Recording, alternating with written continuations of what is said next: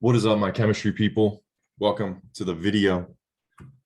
I thank you for joining me in today's video. Moving on from what we were previously talking about, which was the physical transfer of energy from one thing to another.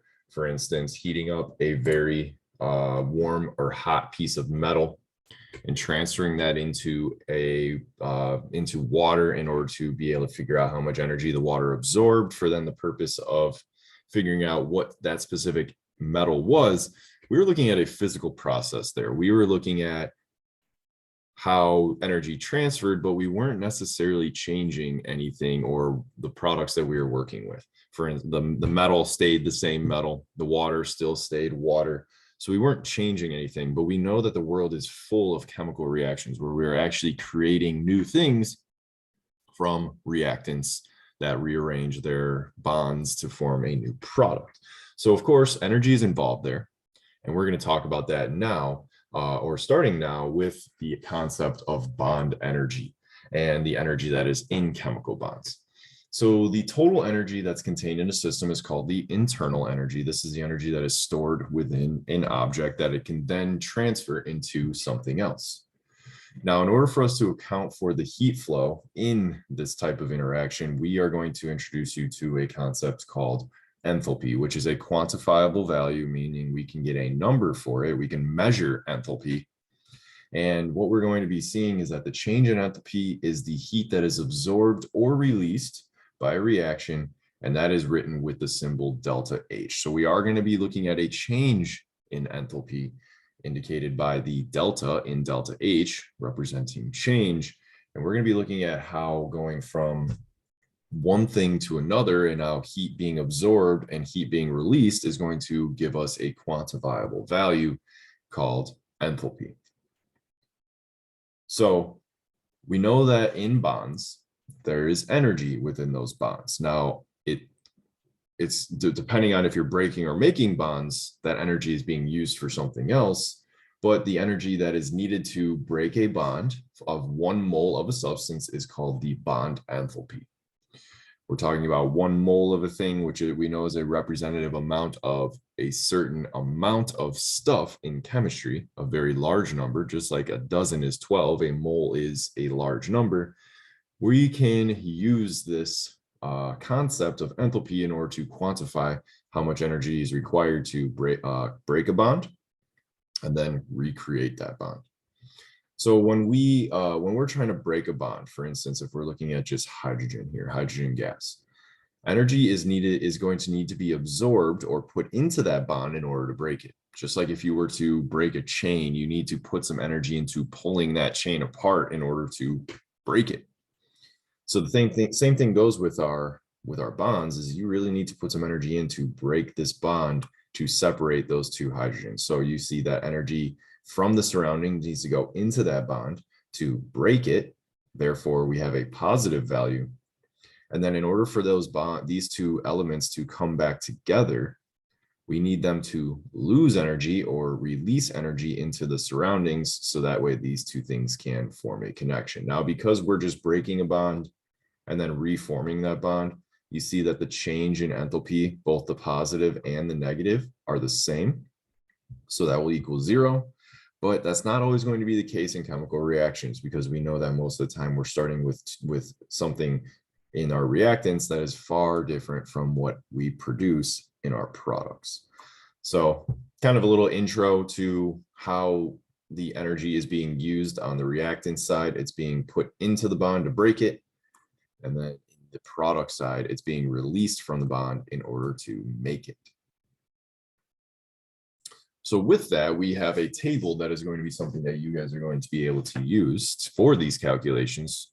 And this is called the average bond energies or average bond enthalpies table, where you can see that we have an energy value in kilojoules for every 1 mole of that particular bond. So looking at the very top of this list, for a hydrogen to hydrogen single bond, that is going to require 436 kilojoules per mole in order to break that bond. And it would also require the same amount in order to make that bond which would be a negative value.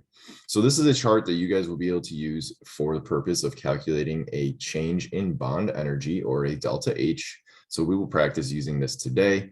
And again, this is something that will be given to you, not anything you need to memorize from this chart. So using bond enthalpy to estimate a reaction enthalpy, which is our delta H, we know that in a chemical reaction, bonds are broken and reformed in different ways. We are rearranging things in order to produce something new, and that is going to result in a change in energy. So since energy in reactions comes from the breaking and forming of bonds, you can use the average bond enthalpies, that table that was on the previous slide, to estimate the total change in energy, delta H, for the reaction. This is called the enthalpy of the reaction, or for short, delta H RXN.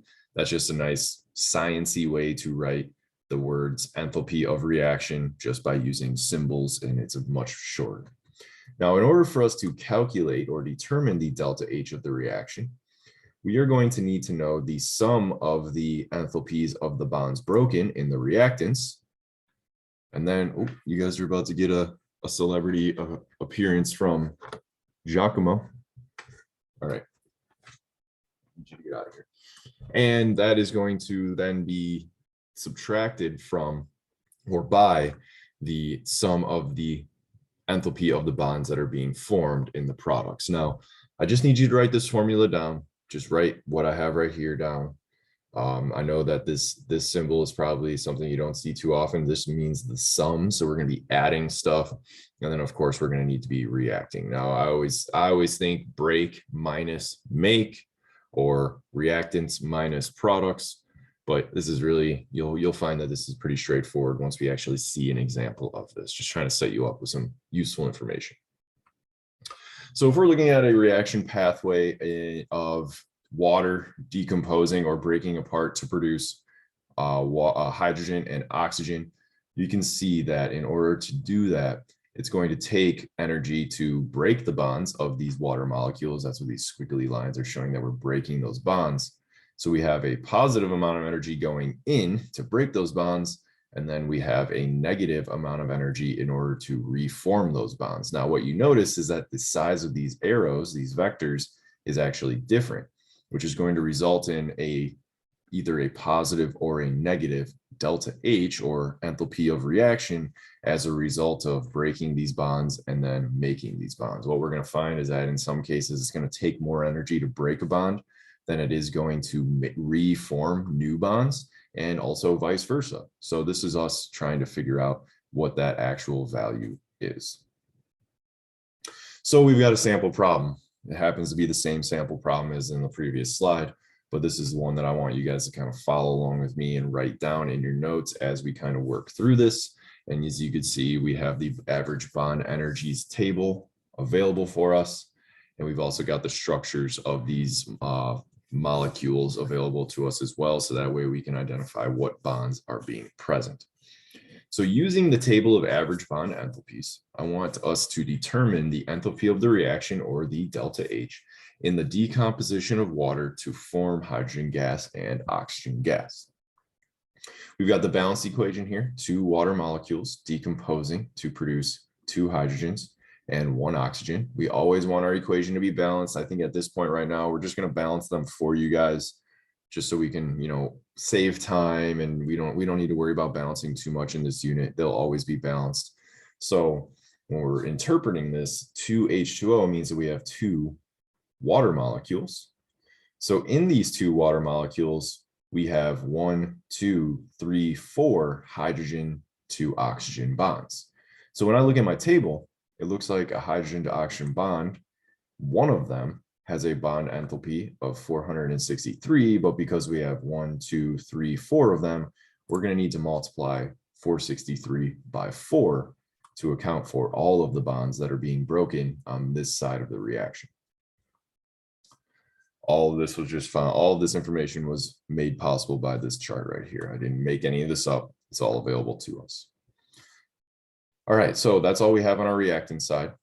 Now on our product side, I see that there are 2 hydrogen to hydrogen bonds, 1, 2. So I see that one of them has a bond energy value of 436 kilojoules per mole, but since there are 2 of them, we need to multiply that by 2. Now we also have an oxygen. Now this oxygen is a little bit special because you can see that there are actually 2 lines between it. This is meant to represent a double bond. So if we look at our bond energies table, you see that there's an oxygen-to-oxygen double bond with a value, and then there's also an oxygen-to-oxygen single bond. So it's going to be super important that we identify the double bond in this structure, because you can see the energy value is much different for the double bond than it is the single. So we only have one oxygen, which a double bond has energy of 495. So in order for us to figure out our delta H of the reaction, we are going to take the sum of the bonds on the reactants, which is 4 times 463. We're going to subtract the sum of the bonds formed on the product side. So we're going to need to add these 2 values up. And in doing that, 4 times 463 is 1852. And then the sum of the bonds being formed on this side was 1367. So we need to take the sum of the bonds broken, subtracted by the sum of the bonds formed, break minus make.